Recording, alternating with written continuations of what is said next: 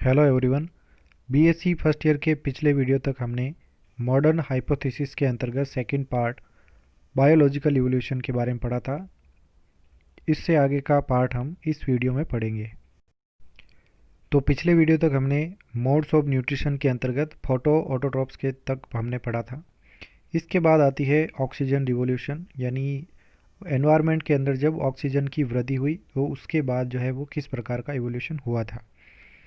As the number of photoautotrophs increased, oxygen was released in the sea and atmosphere।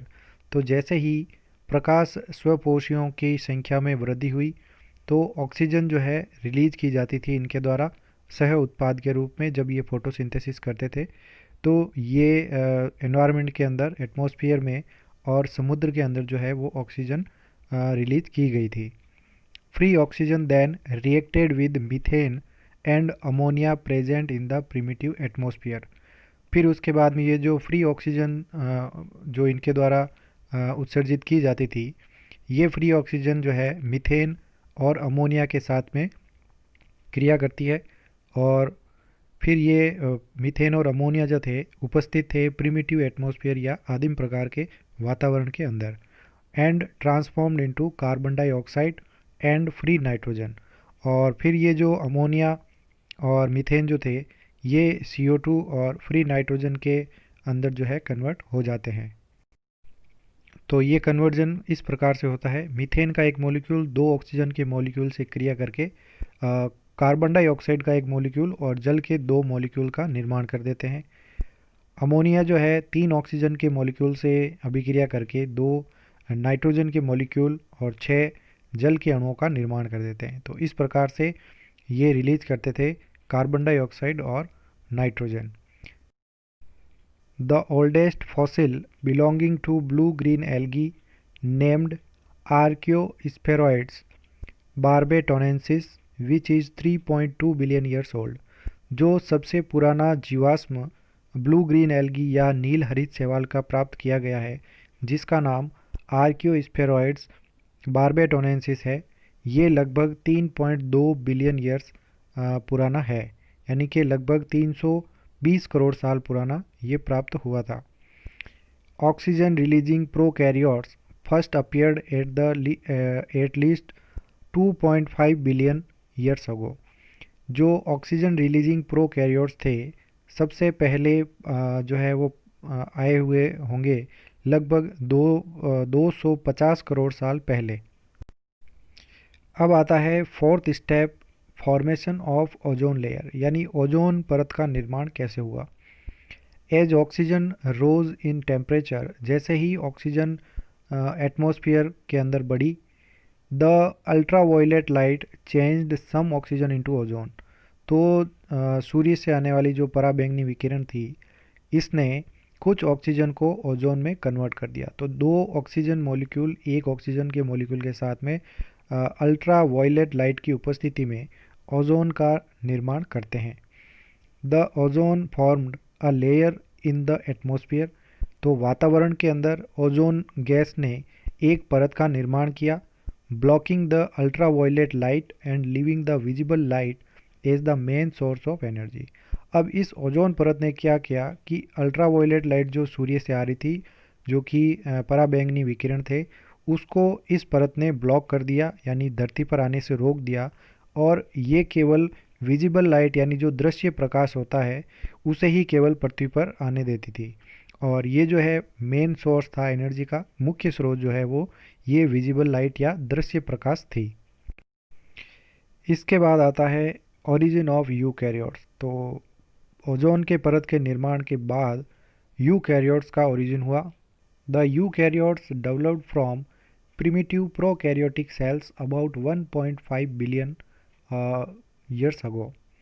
तो eukaryotic cells का जो निर्माण है या इनका जो विकास है ये आदिम प्रकार की प्रोकैरियोटिक कोशिकाओं के द्वारा हुआ था और ये लगभग 150 करोड़ साल पहले इनका निर्माण हुआ।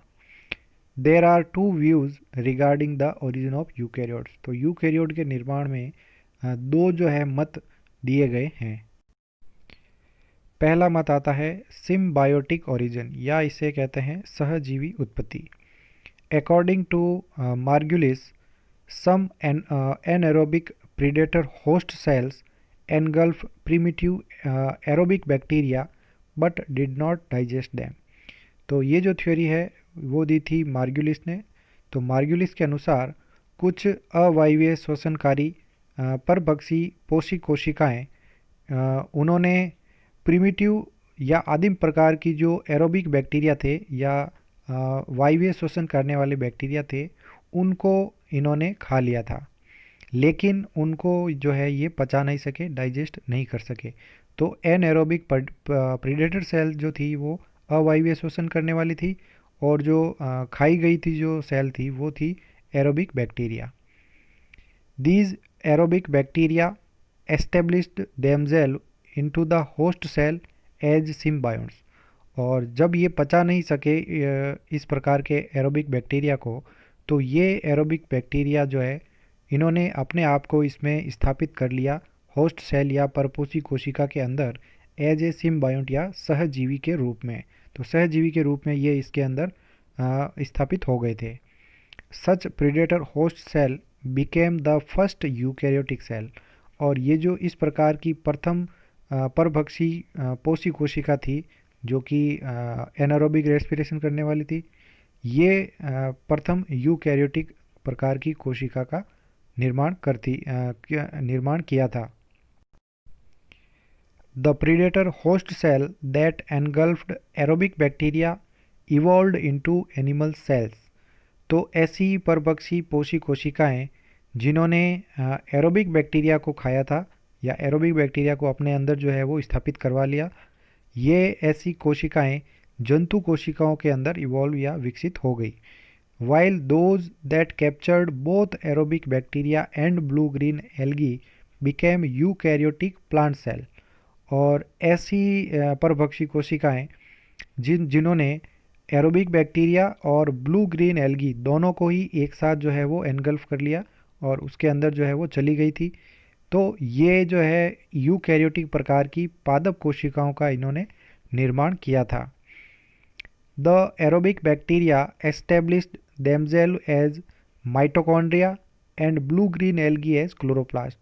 तो जो एरोबिक बैक्टीरिया थे इन्होंने अपने आप को जो है वो प्रतिस्थापित कर लिया माइटोकॉन्ड्रिया के रूप में, क्योंकि एरोबिक रेस्पिरेशन करने वाले जो बैक्टीरिया है वो एज ए माइटोकॉन्ड्रिया कार्य कर रहे थे। और जो ब्लू ग्रीन एल्गी या नील हरी शैवाल जो थे वो एज ए क्लोरोप्लास्ट यानी फोटोसिंथेसिस करवाने का कार्य ये ब्लू ग्रीन एल्गी कर रहे थे। इसके बाद दूसरा जो मत आता है ये है ओरिजिन बाय इनवेजिनेशन, यानी अंतर्वलन के द्वारा उत्पत्ति हुई थी यूकैरियोटिक सेल्स की। According to this view, cell organelles of eukaryotic cells might have originated by invagination of surface membrane of primitive prokaryotic cells। तो इस मत के अनुसार जो सेल ऑर्गेनल्स जो है यानी कोशिकांग जो है यूकैरियोटिक कोशिकाओं के, ये इवॉल्व या ओरिजिनेट हुए थे सरफेस मेम्ब्रेन या सतह की मेम्ब्रेन के इनवेजिनेशन या अंतर्वलन के द्वारा। यानी इस प्रकार की कोशिका है तो इनमें अंतर्वलन हुआ इनकी कोशिका मेम्ब्रेन का, और जैसे ही ये अंतर्वलन हुआ इनके अंदर से ये नए कोशिकांगों का निर्माण ये कर रहे थे। तो इस प्रकार से प्रिमिटिव प्रोकैरियोटिक सेल्स के मेम्ब्रेन के द्वारा ये इस प्रकार की यूकैरियोटिक कोशिकाओं का निर्माण हुआ था। तो ये दो मत जो है वो यूकैरियोटिक सेल्स के निर्माण के लिए दिए गए हैं। Thank you so much. अगले वीडियो में हम हिस्ट्री ऑफ इवोल्यूशनरी थॉट्स या उद्विकासीय विचारधाराओं के इतिहास के बारे में पढ़ेंगे।